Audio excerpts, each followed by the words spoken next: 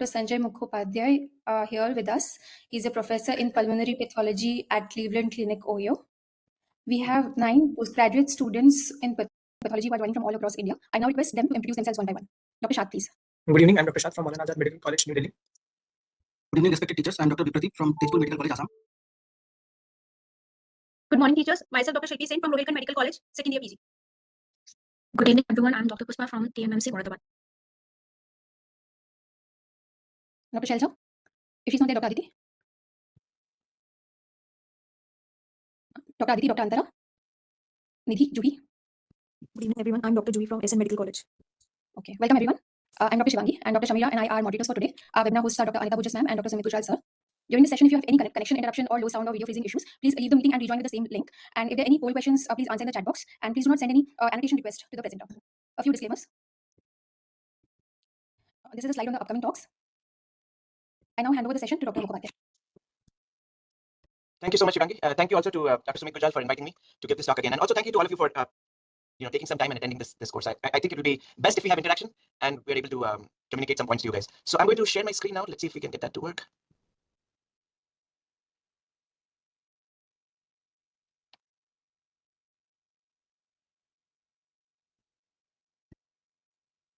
All right, guys, let me know if you can see my my screen. Anybody? Yes, we can see it. Okay. All right. So thank you again for coming. So today my goal is simple: is to basically give you an introduction to granulomatous disease of the lung. Now I know this is a little bit of a challenge because you guys live in a TB endemic area and don't have a lot of other sort of non-infectious granulomatous disease. Whereas I live now in a histoplasmosis endemic area. Don't have a lot of TB, so there's not a lot of overlap between what we see now. But I do understand both the issues. I did my training in a TB endemic area in New Delhi before I moved here. So I think the idea will be to give you a little sense of beyond what you already know, because I know all of you already know TB. You see a lot of that, but you want to broaden your horizon a little bit, and that's really the goal of this lecture. All right. So the first thing to know in terms of lung disease is that, as you know, not all lung masses are malignant, so not everything is lung cancer. And of the things that are not cancer, so the benign things, granulomas are actually the most common cause. By far, the most common benign cause of a lung mass is granulomas. And the ones you see are mycobacterial, but the ones I see are usually fungal because histoplasmosis is endemic in where I practice in Ohio and also everywhere next to the Great Lakes of the United States, which are the northern part of the country. Granulomas, of course, can also be non-infectious, and sarcoidosis is a great example of this. And then there are other non-neoplastic causes of lung masses, such as scars or organized pneumonia, respiration, amyloidosis, infarcts. And of course, there are benign neoplasms. Not everything is cancer. There's things like hematoma or a ciliated mucorales papillary tumor or papillomas. So we are going to approach this as one of you can think of it as one of the most important benign causes of lung masses. So if it's not cancer, granuloma should be the next thing on your list. I think this might be a bit too basic for a lot of you, but in terms of what is a granuloma, I think it's very important to go over this because this is really a fundamental concept. In fact, I remember the first time I gave this talk, Dr. Borges actually brought up this issue at the end: is what really is a granuloma? How do you define it?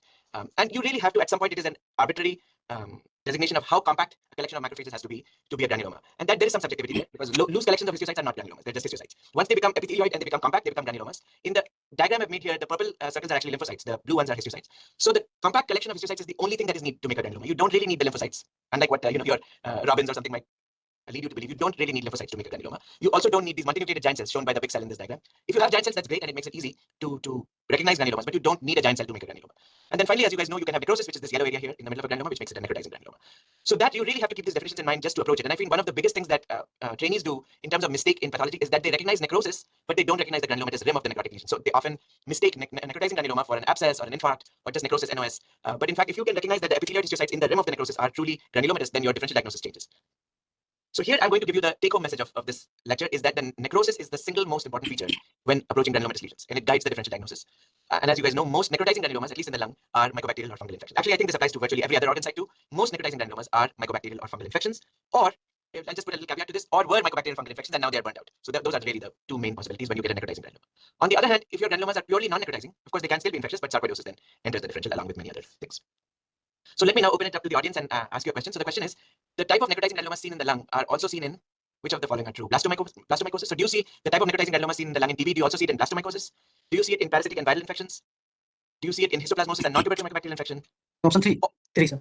Very good. Or the fourth option, none of the above. That caseating granulomas are pathognomonic of TB. So does anybody think 1, 2, or 4 are also true?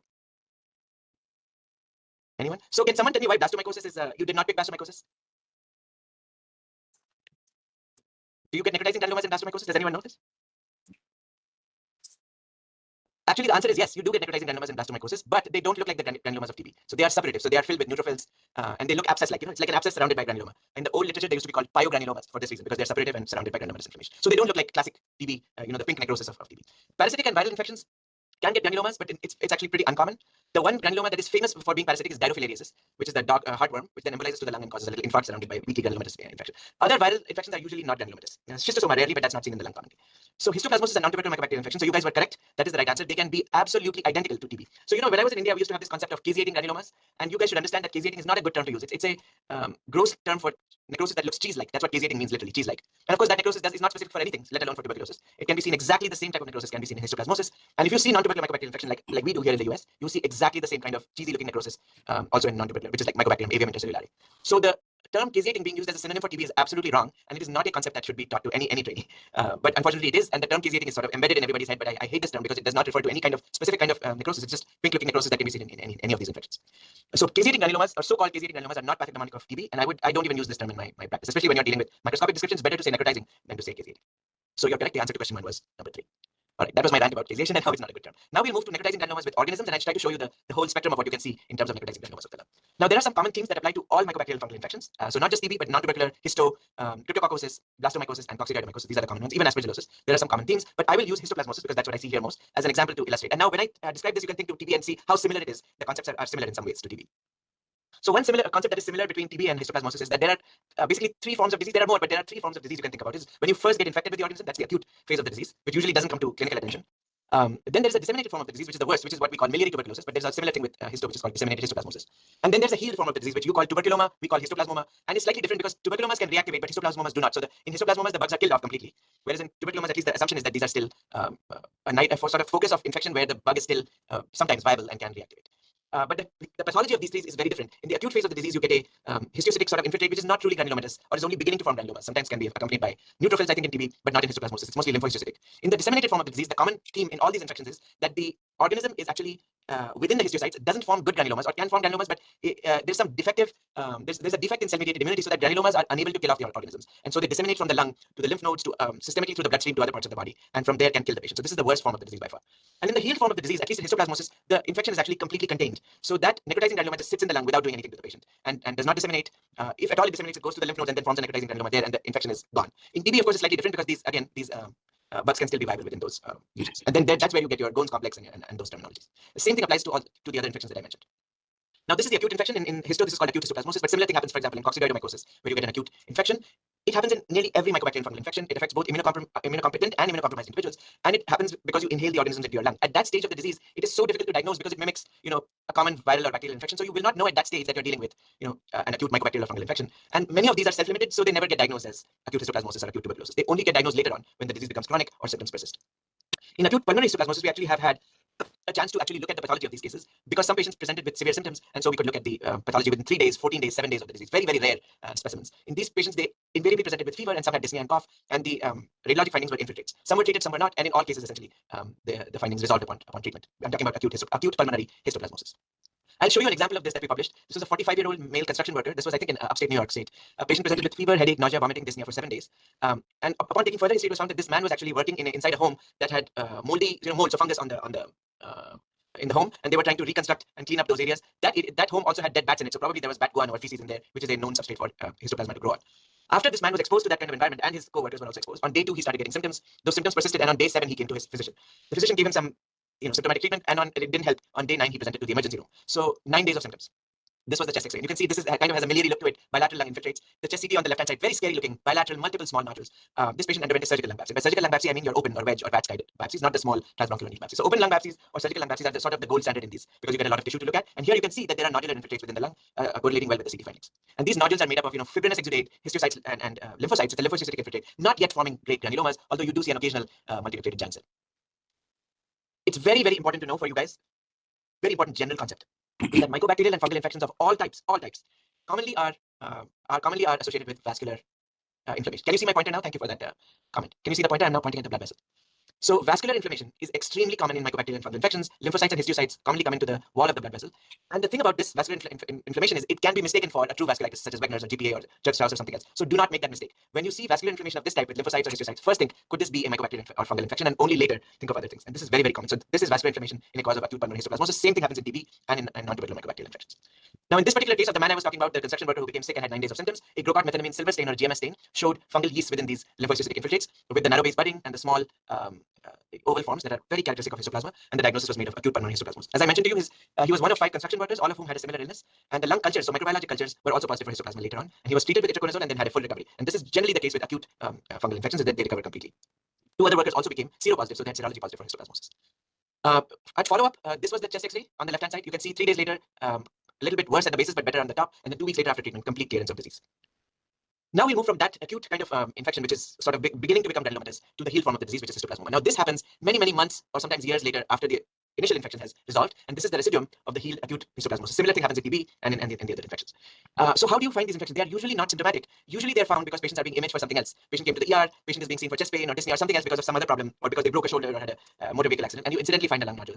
In histoplasma, the cultures are always negative, always negative. Even if you directly culture this within the OR and send all the necrosis to the lab, we've done it many, many times. These are always negative cultures because the organisms, although you can see them on GMS, they are dead, so they don't grow in cultures. And for this reason, pulmonary histoplasmomas don't require any treatment, don't require any antifungal treatment. Again, this is different in TB, of course, because you might require treatment for lesions like this, but they are not as aggressive as obviously as miliary tuberculosis, for example. The histology, though, is very similar. So these small pulmonary nodules are basically necrotizing granulomas, identical to those seen in tuberculosis. The central necrosis is so-called caseating, very similar, pink necrosis, formless, surrounded by these layers of epithelial histiocytes and occasional Langhans-type giant cells. And within that necrosis, although you cannot see the fungal organisms in histoplasmomas on H&E, so they're not visible on H&E, but when you do a GMS, you can see these oval organisms that taper on both sides. These are very characteristic of histoplasma. So these are healed histoplasma necrotizing granulomas. Very common in my practice because they are frequently mistaken for lung cancer, or at least the clinicians want to rule out lung cancer, and so they biopsy them or resect them. We get core needle biopsies very frequently from these lesions, so they are a very common diagnosis in our region. Same as TB is a common diagnosis there. And you see variable numbers of histoplasma yeast in there. They can be innumerable number of organisms, but they still don't grow in cultures. And they are in the northeast region of the country very common. If you go to the southwest region of the United States, you start getting coccidioidomycosis, which I think probably doesn't occur in India. You can correct me if I'm wrong about that. Would be quite rare to see that in India, or even blastomycosis, unless you have travelers from other sites who are coming and getting diagnosed there. Here are some studies that have shown over the years that histoplasma is non-viable in histoplasmomas. So cultures are almost never positive in these cases. This is what they look like on gross examination. There's a lung nodule. You can see here, sometimes with satellite granulomas next to them. And the central part of it is, of course, necrotic. The peripheral part is made of epithelial histiocytes, lymphocytes, and then multinucleated giant cells. And you can see here a very high mag in the necrosis. You cannot see the organisms on H&E in this form of the disease. You can see it in disseminated histo, but not in this form. And of course, when you do the GMS, these are the classic tapered or oval forms, 2 to 5 microns in size. So these are the smallest of the fungal yeasts. The only other fungus that should be actually 2 fungi that are similar are pneumocystis and cryptococcus, but cryptococcus shows much more size variation and is much more round, looks different on H&E. Pneumocystis also has a different morphology. They are more round or crescent shaped or crushed ping pong ball or table tennis ball shape with small intercystic dots. Also, pneumocystis, although can form necrotizing granulomas, usually doesn't. Usually it forms the foamy kind of foamy exudate within the airspace. So the histology is also very different usually in pneumocystis than in histoplasma. So here are the organisms I've shown you. The top one shows you the characteristic narrow base budding, and also these the 3rd and 4th circle also shows you the characteristic narrow base budding. The only other fungal organism that shows narrow base budding like this is Cryptococcus. Nothing else should be in the differential of a narrow base budding organism. Then we move to the most dangerous form of the disease, which is disseminated histoplasmosis, which is the one that is most often asked in board exams and things like that, because it is the most dangerous. And so, justifiably, there's a lot of attention on this. It is also the least granulomatous because granulomas don't form well in this organism, in this disease. Even if there are granulomas, they tend to be poorly formed, loosely formed, and not the well circumscribed round granulomas that you see in the heel form of the disease. Presentation is mainly pulmonary. Extrapulmonary disease is usually not evident at presentation, although it becomes prominent later on when the organism spreads to the liver and spleen and other, even to the GI tract. Clinicians usually have not considered the diagnosis at presentation, let alone, so they haven't even thought it's histoplasmosis. Forget about thinking that it's disseminated usually. So cultures and pathology are very, very important in this form of the disease. This was the form of the disease first described by Samuel Darling in the Panama Canal back in the year 1905. And the description he gave was absolutely perfect and still stands to this day. He said there are few exceptions to the monotonously consistent finding of organisms demonstrable only within the cytoplasm of macrophages. So this is the kind of picture you see in the disseminated form. This can be seen on H&E. You don't need a GMS to see this. This is the exact opposite of what you see in the heel form of the disease, which I just showed you in histoplasmoma. So this means that the immune system is defective and that the histiocytes or macrophages are not only unable to kill the organism, they are also unable to form granulomas. So this is sort of a pathognomonic histologic picture. This is in black and white because this was 1905. The traditional diagnosis of disseminated histoplasmosis happens because the clinical picture is very suggestive. These patients are immunosuppressed, they have AIDS, they are transplant recipients, they are taking anti-TNF agents, and they have clinical or radiologic evidence of disseminated disease. Cultures or biopsies of extrapulmonary tissue show histoplasma, and you have urine antigen or serology positive. So these are the traditional clinical ways of making the diagnosis. But there are also cases that are not diagnosed clinically and are diagnosed because they are picked up on histology by pathologists. So this is an example of a patient like that, 53-year-old man, renal transplant recipient, CMV positive donor, who had bilateral lung opacities. You can see here, these are ground glass to slightly consolidative opacities on a chest CT, and the clinical diagnosis was differential was CMV pneumonia versus lymphoma. So beware of your so-called clinical correlation. I know many pathologists harp on clinical correlation, but clinical correlation can also be dangerous if you are misled by clinical information into making the wrong diagnosis. So clinical correlation is not always a boon to the pathologist. So in this particular case that I showed you, where the clinicians were thinking of CMV versus lymphoma, this is actually histoplasmosis. It's disseminated histoplasmosis confirmed on a GMS stain. Cultures were positive for histoplasma, but 2 weeks later. So it highlights the importance of making a diagnosis by histology because cultures are very slow to grow histoplasma. They usually take weeks. And on cultures, you see these tuberculate macroconidia, which are these round forms with these spikes coming off of them. This you might get asked this on a microbiology exam or on a board exam, so you should know this picture. These round things. This is also called in the microbiology literature yeast in the beast, mold in the cold. Yeast in the beast, mold in the cold. That means that histoplasma is a dimorphic organism that forms yeast in the beast, meaning in the human organism, in the human host. And mold in the cold means that when you take it out of the human and put it in a microbiology medium, it turns into a mold form. So remember, histoplasma is one of the dimorphic yeast similar to blastomycosis, for example. All right, and then here's another example of a patient who had diffuse alveolar damage. You can see the hyaline membranes here. And with diffuse alveolar damage, this patient had these big, enormous parasitized histiocytes in the lung. Looks very much like disseminated leishmaniasis. But in Ohio, in the United States, we see 0 cases of leishmaniasis, very different than India. So if you get a picture like this in India, your friend is the GMS stain, because GMS will be negative in leishmania and positive in histoplasma. So GMS is very, very important to sort out this differential between leishmaniasis and histoplasmosis, especially in your setting, where you do see disseminated leishmania. Although that would be very, very unusual to find in the lung. All right, here's another patient, 66-year-old man, renal transplant recipient. This patient had a corneal biopsy because they were going after a lung nodule, but the nodules were multiple and miliary. Clinical diagnosis is CMV versus atypical pneumonia. And again, you can see this beautiful, large parasitized histiocyte. So pathology was the first to give the diagnosis in this case, unsuspected clinically. The pathologic diagnosis was disseminated histoplasmosis. The clinicians doubted our diagnosis. They said, no, there's no evidence of dissemination. It's all pulmonary. And we told them this pathologic picture in the lung is a predictor of extrapulmonary dissemination. They didn't believe us. But in fact, bone marrow cultures came back positive 31 days later, as we knew they were going to. So lung biopsy cultures were positive, as well as bone marrow was positive. So this is a very powerful histologic feature, this parasitization of the histiocytes that you can see on H&E, because it predicts poor immunity, lack of granulomas, as well as extrapulmonary dissemination. That's why it's such an important finding to know about. So that brings us to question number 2. Let's have some interaction here. You find fungal yeast in a lung granuloma.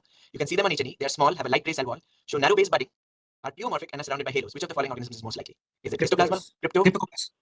blasto, or coccidioides? So thank you to those of you who said who gave your answers. So I got 1 answer of histo and 2 of crypto. So the differential is correct. The differential you guys are bringing up is histo versus crypto. That's very good based on this stem, because I already told you there's narrow base budding. So the reason that this is not histo and it is crypto is because of the word pleomorphic. And pleomorphic means that the organisms are all different in size. So some are big, some are small. That's very characteristic of cryptococcus and doesn't happen in histoplasma. As I showed you in the previous pictures, histoplasma organisms are all very similar in size. So if they're all similar in size, you favor histo. If they're different in size, you favor cryptococcus. So those of you who said cryptococcus, that's the correct answer.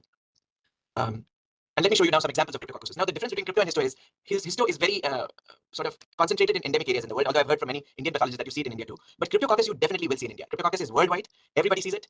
So this is one infection you must know about. You will see sometime in your career, not just in the lung, but also in other places. So what does cryptococcus look like? So in the lung, cryptococcus is of course inhaled through the lung. So you get lung infiltrates and nodules, sometimes big masses also. And you will see them both on cytology specimens as well as in the lung. And cytology on a pap stain, they look orange like this. They're round. They show considerable pleomorphism. And in the top right here, you see a narrow base bud. You guys all see this? This round organisms with the small little narrow base bud coming off of it. And you see it in a background of necrosis. You can see it on a pap stain without doing any GMS or anything, just on that. You can also see it on a diff stain. I know you guys do Megran Ginza or some equivalent stains. You can also see the organisms there where they look more purple in color. And of course, your best stain for confirming the diagnosis is the musicarmin stain, on which it looks pink. Let me give you a bonus question. Does anybody know? Does anybody use the musicarmin stain? Do you have it in your lab? Anybody? Yes or no?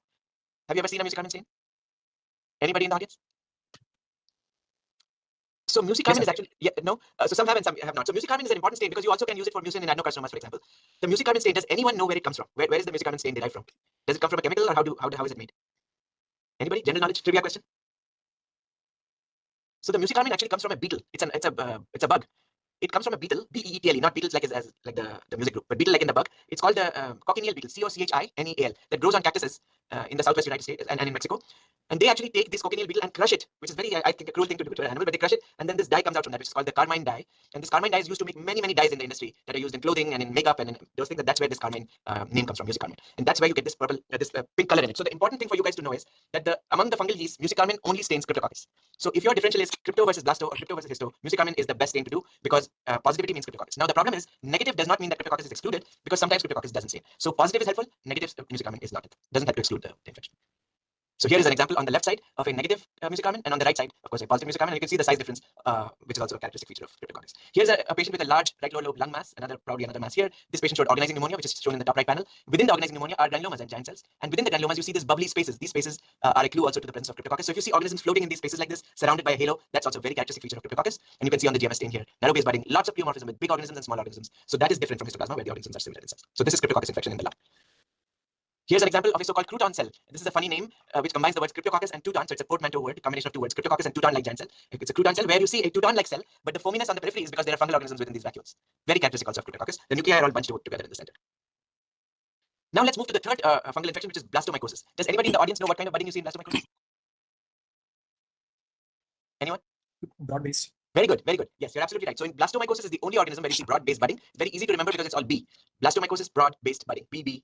Probably the easiest mnemonic ever made in the world. It's all B's. So blastomycosis causes large pneumonia-like masses in the lung. Sometimes can be mistaken for bacterial pneumonia. Sometimes can be mistaken for lung cancer. As you see on the right side, you can see bronchi within these consolidative areas. I think that's called air bronchogram in the radiology literature. And within these areas, you see suppurative inflammation full of neutrophils, which at first glance mimics an acute bronchopneumonia or a lobar pneumonia or an abscess or suppuration, but actually it's not because it is rimmed by granulomatous inflammation. So this is a suppurative granuloma, not just pure suppuration. And within that, on the H&E, you can see these organisms that have broad-based budding and then also have nuclear material inside the organism, different than crypto or blasto, which don't have that nuclear chromatin. So this nuclear chromatin is also very typical of blastomyces. You can see it here at a very much higher magnification on oil immersion, the nuclear material on the bottom left. And then here you see an organism with broad-based budding but no nuclear material. And here you see a GMS stain with broad-based budding. And here you see a perfect combination of all the findings of blasto, which is organisms with broad-based budding and nuclear material within a multinucleated giant cell, which also contains separation. So this is such a classic picture that it made it to the cover of the Archives of Pathology and Lab Medicine back in 2010. So this is characteristic features of blastomycosis. You will also see this infection sometimes in the soft tissue or the skin, so worth knowing about. Here's another example of blastomyces with a left-sided lung mass with cavitation. You can see the arrows show you the organisms here on the left bottom side in the B panel, and the part C shows you the characteristic broad-based budding with nuclear chromatin and the broad-based bud. So the black arrow actually points to the connection between the mother and the daughter bud. Then we come to our final fungal organism, which is coccidioidomycosis, which is seen in the southwest of the United States, which is Southern California, Arizona, Mexico, that area. And there you see these giant big fungal forms, which are round, so they're within the differential of the fungal yeast. They're not hyphae, so they're not in the differential of Aspergillus, for example. But they also form lung nodules or masses. Here is a corneal biopsy where you form a necrotizing granuloma, again identical to tuberculosis, but then the organisms are actually fungal yeast. You can see them on H&E. They are big spherules, so the big round thing is called a spherule, and then the little yeast-like things inside it are called endospores. So endosporulating spherules form in coccidioidomycosis. Now I'll take you through the GMS of all the organisms we've discussed. Here is the histoplasma, small uniform yeast with narrow base budding, very uniform in size, small. Then you see cryptococcus, they are pleomorphic, very different in size, also show narrow base budding. Then there's blastomyces with the broad base budding, much larger organisms. And then there's coccidioidomycosis with the spherules and the endospores. And sometimes you'll see the empty version of this where they have ruptured and all the endospores have been spilled out. So I hope you've got a little overview of the fungal organisms. Remember that necrotizing granulomas can mimic lung cancer. A great example of this is this particular infection, which forms lung nodules that are tethered to the pleura, often subpleural, in the upper lobes of patients with emphysema. Here's an example of a patient who was strongly thought to have primary lung cancer. These patients are invariably smokers. Our thoracic surgeon said this is concerning for malignancy. The radiologist said concerning for primary lung cancer. And when I showed it to our expert thoracic radiologist this year, he said, for sure malignant. But in fact, this is not malignant. This is actually an Aspergillus infection that is forming a necrotizing granuloma. So rarely, necrotizing granulomas can contain Aspergillus in them, and they are not invasive Aspergillosis. They are semi-invasive. These patients don't have leukemia. They don't have angioinvasion. They just form a locally destructive lesion in the lung that is then rimmed by granulomatous inflammation. This is very characteristic in the upper lobes of people with COPD or emphysema who are smokers, and they are very good mimic of lung cancer. This is the paper where we describe this entity. This is solid lung nodules with the necrotizing granulomas containing Aspergillus. They can be PET positive as well, so this is a very, very important infection to know about. Another very rare thing is Candida. Very, very, very rare for Candida to be truly causing pneumonia and to be forming necrotizing granulomas. In this case, suppurative granulomas, very similar to those seen in blastomyces. And of course, then you come to mycobacterial granulomas. I don't have to tell any of you guys about what they look like, but I will tell you there's a paper I wrote along with Dipali Jain from AIIMS where we gave a lot of tips for identifying acid-fast bacteria and necrotizing granulomas. Please read this paper. If you don't read anything else, please read this paper. This will be very helpful to you in your daily life. Gives you lots of tips about how to identify AFB in necrotizing granuloma. So I know I can guarantee you will find organisms better after you read this paper. So please read this. If you cannot find the paper, email me and I'll send you a PDF. I promise you. Okay. All right. And now we move to another kind of lesion, which is a 68-year-old woman with a hemoptysis and a large cavitary mass. This patient had a positive P-ANCA. I hope all of you know what ANCA means. Antinuclear cytoplasmic antibody. This is an antinucleophilic cytoplasmic antibody. Then now this has a significance because it is usually positive in GPA, which is granulomatosis with polyangiitis or Wegener's. So in this particular case, because there was a positive P-ANCA, the clinicians were worried about Wegener's granulomatosis or GPA. On pathology, you can see that there's a lot of vascular inflammation, there's necrosis. In fact, there's a necrotizing granuloma here with giant cells, with tons of vascular inflammation. So it would be reasonable to think at first glance that this is Wegener's, right? ANCA is positive, there's vascular inflammation, there's vasculitis. But no, this is actually the necrosis was full of acid-fast bacteria. This is an example of non-tubercular mycobacterial infection. Now in India, I know when in the times I was a resident, we would just look at mycobacteria and it was automatically consistent with tuberculosis. So the thing I want you guys to remember is just because you find mycobacteria doesn't mean that it is automatically tuberculosis. Yes, I agree that in a TB endemic area, TB is much more likely than non-tubercular mycobacterial infection, but these organisms look identical to those in TB, and the only way to prove that it is not TB is either by PCR or by cultures. That's the only way to prove that it is TB or non-tubercular mycobacteria. So in a non-TB endemic area like ours, nothing is assumed to be tuberculosis. We always require either culture or PCR confirmation. Non-tubercular mycobacteria cause very similar findings to those in TB, can cause both necrotizing and non-necrotizing granulomas, lots of airway inflammation. Sometimes there's only airway inflammation and granulomas are hard to find. And the overall histologic picture can be identical to tuberculosis. And of course, you'll only know that if you have a microbiology lab, if your samples are sent for cultures and they have the capability to grow non-tubercular mycobacteria. Now let's move to the non-infectious necrotizing granuloma causes. Now these are a little bit more unusual, but I think you all should know about these because these are rare in practice. So I want to give you some tips so that you can pick them up if you ever see them, not just in the lung, but in other sites. So let's start with the question. Surgical lung biopsy, 54-year-old man with bilateral cavitary lung masses shows necrotizing granulomas with dirty necrosis. Dirty necrosis. Which of the following is the most robust evidence that this is granulomatosis with polyangiitis? Which of the following is most robust? Positive P-ANCA, granulomas in blood vessels, microabscess, or positive C-ANCA? Which of these four is the best evidence to prove that this is granulomatosis with polyangiitis or Wegener's? Anybody from the audience? If you had this case, which of these four would you want to be positive to prove that this is Wegener's? Number 1, so positive P-ANCA. Anybody else? Number 3, so microabscesses, and another one said granuloma with vasculitis. Another one said 4. So we have all kinds of responses. Very good. Thank you for responding, everybody. The answer actually is positive C-ANCA. And I'll tell you why this is true. Because of these four possibilities. The most specific for Wegener's or GPA is C ANCA, not P ANCA. Now P ANCA can also be positive in GPA, so whoever said number one is also partly correct. You can have positive P ANCA in Wegener's, but it is not specific. You can get positive P ANCA also in Church-Strauss, also in other infections, also in things like Crohn's and other completely not related to Wegener's. So P ANCA is not a very specific form of ANCA, whereas C ANCA is highly specific, not 100%, but very highly specific for Wegener's or GPA. Now granulomas in blood vessels are actually not at all specific for Wegener's. In fact, it's much more likely to be sarcoidosis if you find granulomas in blood vessels than to be Wegener's. So remember that granulomas in blood vessels are much more likely to be sarcoid than to be GPA or Wegener's. And microabscesses are of course not specific for Wegener's because microabscesses are far more likely actually to be infectious than to be Wegener's, but they can be seen in GPA as well. So the correct answer here is C ANCA. Remember that, guys. What does GPA look like histologically? You see necrotizing granulomas with this dirty necrosis. You guys probably know this term from colon cancer. You know how the dirty necrosis is of colonic adenocarcinoma? It's called dirty because it looks very purple and it has disintegrating and karyoretic neutrophils, so it gives this dirty look to it, different than the pink look that you usually get in tuberculosis and other infections that I showed you. So this dirty necrosis should be the first clue to you that you might be dealing with GPA. And as I said, C ANCA is more specific than P ANCA.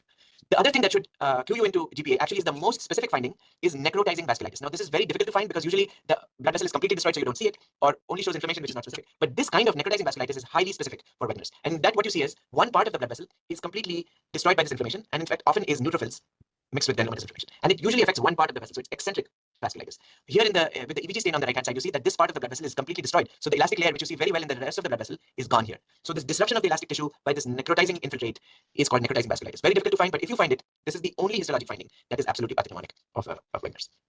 Now, if you get the same finding but with eosinophils, that becomes EGPA or Church-Strauss syndrome. So tons and tons of eosinophils, but similar finding necrotizing granulomas and necrotizing vasculitis are seen in EGPA. Here is a case of EGPA with a necrotizing vasculitis. You can see the blood vessel here. The top part of the blood vessel is intact, but the bottom part of the blood vessel is showing you a necrotizing vasculitis. And you can see that there are millions of eosinophils here in this case. It's just teeming with eosinophils. So that is EGPA, eosinophilic granulomatosis polyangiitis or Church-Strauss. Very rare to make this diagnosis, but it should be always in your mind when you see the eosinophils in the lung, that at least it's in the differential diagnosis. But making a histologic diagnosis of this is very, very difficult. We move to question 4. You see a necrotizing granuloma in a surgical lung biopsy.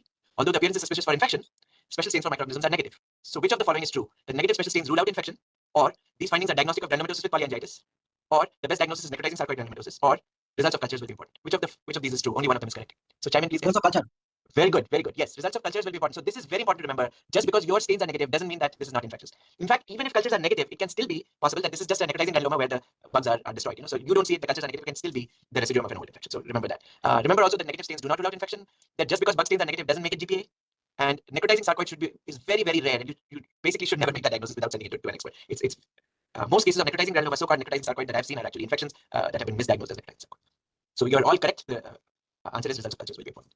Here's a study that we did back in when I was a fellow, back in 2007, I think this was, where we looked at 131 patients with completely resected nodules. And what we found was that in the beginning, we had a cause for vast majority of them, of these resected necrotizing granulomas, but some of them were unexplained after pathology. Of these 131 cases here, we found a cause by re-examining by finding bugs in cases where bugs were missed or not found, most commonly histoplasma, but sometimes other fungi or mycobacteria. But in some cases, cultures were positive, just the question I just asked you. So bug stains were negative, but cultures were positive, and so we found an answer. In some cases, the fungal serology was positive, so we found an answer like that. In some cases, other lab findings like ANCA was positive, and or clinical or radiologic information confirmed a vasculitis or found other causes. So there are other ways to make a diagnosis in pulmonary necrotizing granuloma other than histologic findings or the organism stains, and you should be aware of these ways to make these. ANCA is a good example. But you should remember that necrotizing granulomas without bugs can be the residuum of a prior infection, and in these cases, at least in a Western setting, clinical course is quite benign and long-term follow-up because most of these are burnt out fungal infections and they will never cause problems for the patient. This is basically the tombstone of a dead fungal infection. Now let's move to non-necrotizing granulomas for the last part of the talk.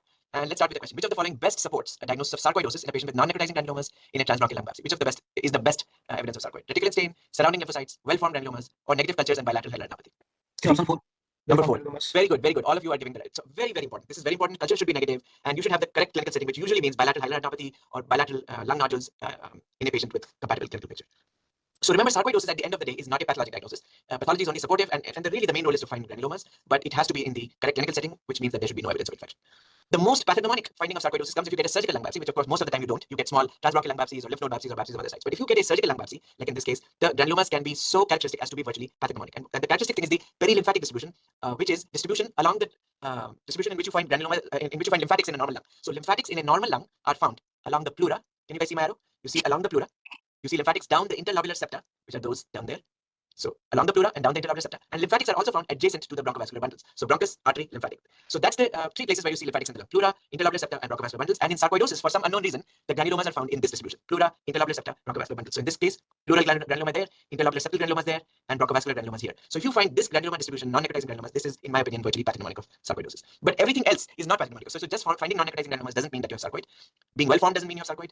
But being perilymphatic is very strong evidence of sarcoidosis. And actually, radiologists see this too. So they also see perilymphatic distribution in sarcoidosis. Here's an example of a well-formed granuloma. And of course, you can get this in infection too. Here's an example of sarcoidosis in a transbronchial lung biopsy with well-formed granulomas. They tend to be interstitial. Another characteristic thing is that lung away from the granulomas tends to be normal, which doesn't distinguish this from infection, but distinguishes it from hypersensitivity pneumonitis. The clinical setting in sarcoid is that many patients are asymptomatic, but cough and dyspnea is common, and there are many other symptoms depending on the organ involved. So, for example, if you get myocardial sarcoidosis, you get arrhythmias. Cultures have to be negative. The most common imaging finding is bilateral hyaluronidopathy or mediastinal adenopathy. Bilateral multiple lung nodules with a perilymphatic or lymphatic distribution are also very common. A mimicker of sarcoidosis is silicosis that you get in people who work with construction or sandblasting and are exposed to large amounts of silica. These also form nodules in the upper lobes of the lung and in the lymphatics. And although they mimic granulomas, these are not true granulomas. These are fibrotic nodules surrounded by dust-laden histiocytes and fibrosis. They do not form epithelial histiocytes or multinucleated giant cells. Another mimic of sarcoidosis is hot tub lung. These are people who are exposed to non-tuberculous mycobacteria. We are using dirty hot tubs, and dirty hot tubs can get contaminated by non-tuberculous mycobacteria, and they are aerosolized into the air, and some people are hypersensitive to them, and so form these granulomas, well-formed granulomas within the air spaces, so within the lumens of the alveoli and bronchioles, and this is called hot tub lung. If you remove the patient from the hot tub, these things can go away. So this is a very curable form of a kind of hypersensitivity to pneumonitis, not an infection. Finally, there is chronic beryllium disease, or so-called berylliosis, which is actually quite rare in real life, but very common in examinations. So rare in real life, common in exams, berylliosis. So you must know that beryllium is, or exposure to beryllium is a potential cause of non-necrotizing granulomas and can look in some ways similar to sarcoidosis. Not identical, but can look very similar to sarcoidosis. We have a beryllium plant in Cleveland close to us, so sometimes we get to see beryllium, chronic beryllium disease cases, but in other places of the world, quite a rare diagnosis. Finally, hypersensitivity pneumonitis causes granulomas. This is something I've heard from many people, including Dr. Sharda Nagoti, is that very common to see hypersensitivity pneumonitis in lung biopsies in India. So what do you see in hypersensitivity? On the chest CT, you see bilateral diffuse granulous opacities with areas of air trapping, which are these darker areas. So the white hazy areas with the darker areas is called the 3 density sign. And then along with that, you see in lung biopsies, you see lymphocytic inflammation within the alveolar septa and these collections of giant cells or polyform granulomas. This is what you see, very non-specific findings, but in combination with the radiologic findings can be quite diagnostic of hypersensitivity. The granulomas of sarcoid are well-formed. The granulomas of hypersensitivity are just occasional giant cells or polyformed. Here's another example of hypersensitivity pneumonitis with just a giant cell with 2 cholesterol clefts in it. This is a common form of interstitial lung disease in India, or so I've heard. Again, lymphocytes in the interstitium and occasional giant cells. Another form of granulomatous lung disease is talc granulomatosis, which is actually caused by injecting drugs. So people who abused their drugs or oral pills crush up their pills, usually oxycodone, and then inject this into their veins. And as they inject that into their veins, it goes from the heart and gets trapped in the capillaries of the lung and extrudes out, forming these foreign body granulomas. The material that you see here is microcrystalline cellulose. So this one here on birefringent, strongly birefringent, here on a Movat stained yellow. And the other particle is called crosspovidone, which is purple on the HNE, non-birefringent, and then green when you look at it under a Movat stain. So this can cause miliary nodules very similar to miliary tuberculosis, and this happens from drug abuse. And then finally, my favorite topic, which is aspiration, caused by aspirating food particles into the lung.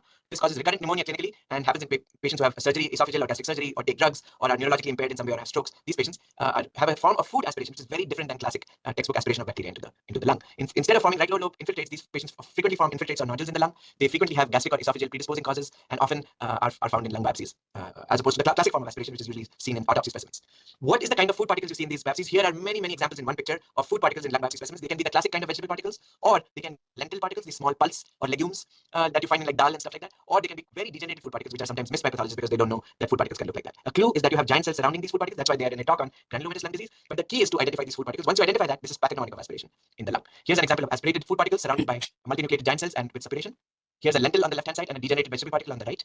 Here's an example of crosspovidone and microcrystalline cellulose, same as the IV drug abuse case, but this time it's not IV, this is aspirated pill particles in the lung. You can see again strongly birefringent when you polarize it, at least the microcrystalline cellulose is. So to summarize this, the key feature that actually guides the differential diagnosis of lung granulomas is necrosis. Cultures are always important and can be positive even when stains are negative. And then there are these esoteric diagnoses like sarcoidosis or GPA or hypersensitivity pneumonitis that do have some characteristic histologic findings, but they are heavily dependent on clinical imaging or serologic findings. So you do need that information to make these diagnoses. So I hope you guys learned something. Thank you very much for your attention. And I'm happy to take questions. Thank you. Yeah, happy to take any questions. Please feel free to ask me anything. Don't feel anything is a bad question. Thank you, Sanjay, very much. I think you simplified it in this 1 hour of presentation. The most tricky area, which we face day to day in our practice. Students, do you have any comments or any questions, or anybody in the audience? Have you seen any questions? Shivangi or There's one question, sir. Someone is asking, Dr. Prabhu is asking, what gives granuloma its name? As I understand it, oma is swelling and granuloma is tiny grain. Yes, correct. That's correct. So both of them actually contribute to the name. Oma being, a tumor-like mass, a tumor-like nodule, and granuloma coming from the like it forms small granule-like lesions. So that's where the term granuloma comes from. It's actually frequently mistaken for granulation tissue, as everybody knows in this audience. That's completely different. So granuloma and granulation tissue are completely different, but they are obviously, they sound similar. How to remember C anchor for GPA? That's a good question. I'm not sure how you would do that. Maybe C for critical. Maybe that's the way to remember that. I don't know. I just remember it because I see it so often in my practice. That C anchor is maybe the way to remember it is C for critical and P for maybe I don't know how to put it. Something less than critical, maybe posse critical or something like that. You can remember it like that. Because P anchors are actually, in my experience, sometimes very misleading. Because you see a positive P anchor, clinicians start thinking of GPA, and then it turns out to be something else completely. So just be mindful of that. That C anchor is a better marker of winners. But that's a good question. Anybody else? Are asteroid bodies and Schwann bodies pathognomonic for? No, they're not. So that's a very good question. Asteroid bodies and Schwann bodies are both common in sarcoidosis. So it's true that they are common. You see them.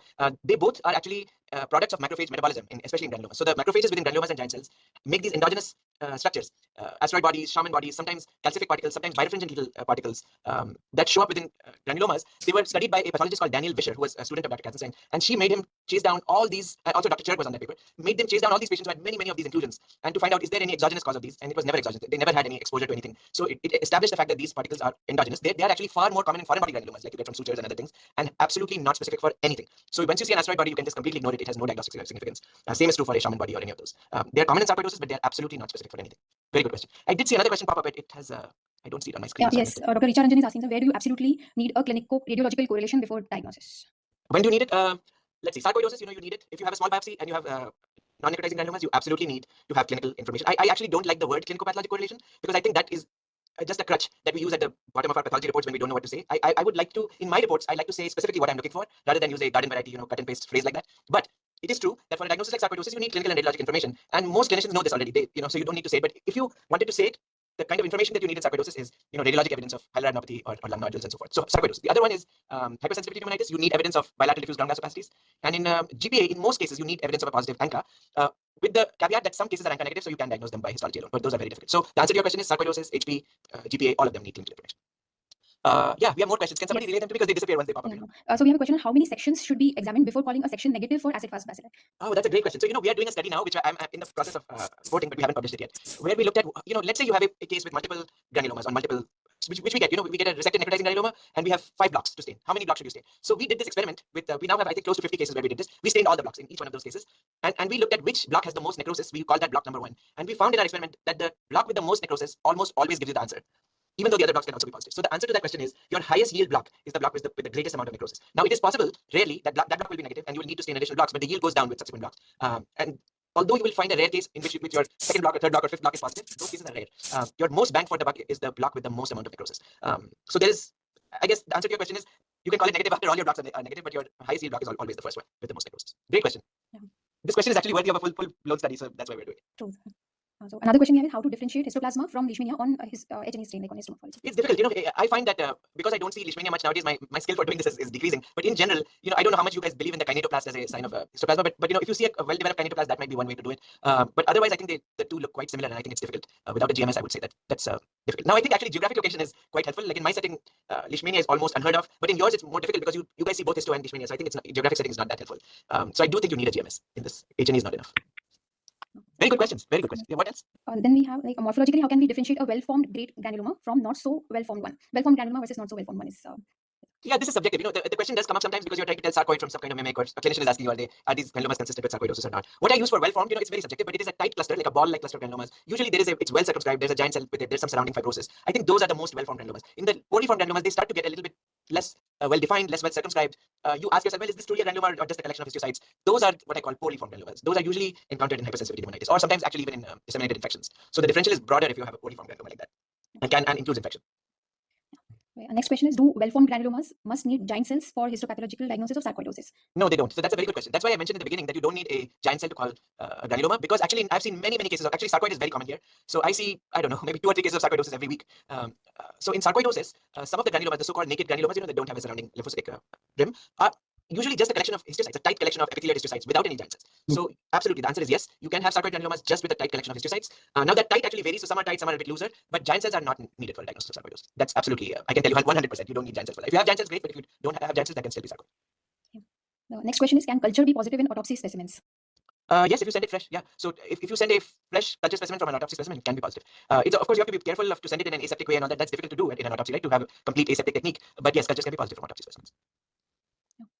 Next, someone has written histoplasma negative in H&E unless disseminated. I'm not sure if it's a question or. Yes, no, that's a very good question actually. Yes, and that's very. I think actually students don't understand this concept, so I'll explain it again. When you get a necrotizing granuloma, like a TB type necrotizing granuloma where you don't see any bugs, that kind of granuloma is also seen in histoplasmosis, but in the localized form. And that, when you look at the H&E, you will not see the organism like I showed you in this presentation. You won't see it on the H&E. They are there, but you don't see them. You will only see them when you do the GMS. So that's the localized form. It's very common. Okay, but when you get disseminated histoplasmosis, one feature of disseminated histoplasmosis is that you see the bugs within histiocytes on H&E. So if you see the organisms like you see in leishmaniasis, you see it on the H&E. If you see the bugs on H&E, that is a sign that the infection is disseminated and is a poor prognostic feature, and means that bugs will be found outside the lung also, and you will find positive cultures, and this is bad for the patient. So that morphologic finding of seeing bugs within the histiocytes on H&E is a very powerful histologic finding. Okay, well, this was important. Yeah.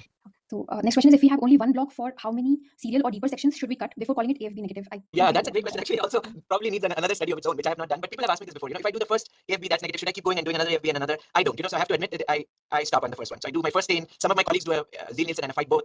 I do only Ziehl-Nielsen, and I stop at the first one. But actually, I've never seen a study that suggests that. Said if you do a second level and a third level, does that help to find bugs? I just don't know the answer because there is no data on this. But I see the problem. The more I don't want to say obsessive compulsive, but the more careful you are, probably the more chances that you will do something like that. But I don't do it. Okay, so next question is, are epithelioid cell collections only called granulomas or any histiocytic collections technically?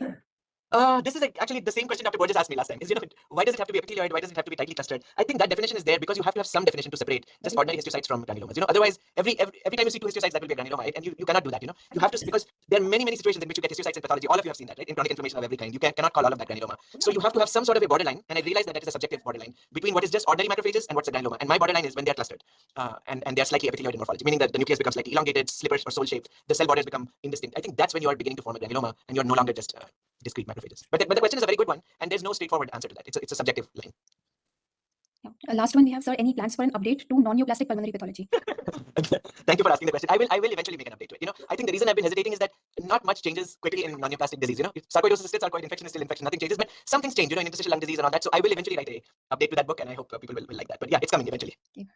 Thank you for asking that. So, one question more. Do the epithelioid histiocytes also need to be multidirectional in granuloma? That's a good question, actually. Yeah, I mean, I will say, if you look at the opposite of that question, so do you ever have unidirectional cells in it? I don't think you ever do have that. They're always kind of haphazardly, they're always haphazard. So I think, yeah, they should be haphazardly oriented in terms of the nuclear orientation. Yeah. Thank you, Sanjay, very much. I think questions are never ending. You keep on talking. The They're questions so keep on good. The questions are actually very, very much on point, Sumit. So I think your students are really very bright. Yeah, your students. Sanjay, thank you. You have any final comments for the students? Sanjay, you've done a fabulous job. It's 8:25 for you. They have already started. I'm sure half they're done. Any final comments for students you want to I'll give you one final comment, Sumit. I'd say if you guys are really interested in learning more about this topic, read either the mycobacterial paper that I told you about or the granuloma paper that's referenced in this presentation. And I promise you, if you're really interested in reading it and you don't have access to the paper, email me and I will send you a copy of the paper. That's my promise to you. Thank you very much, Sanjay. Thank you very much. Over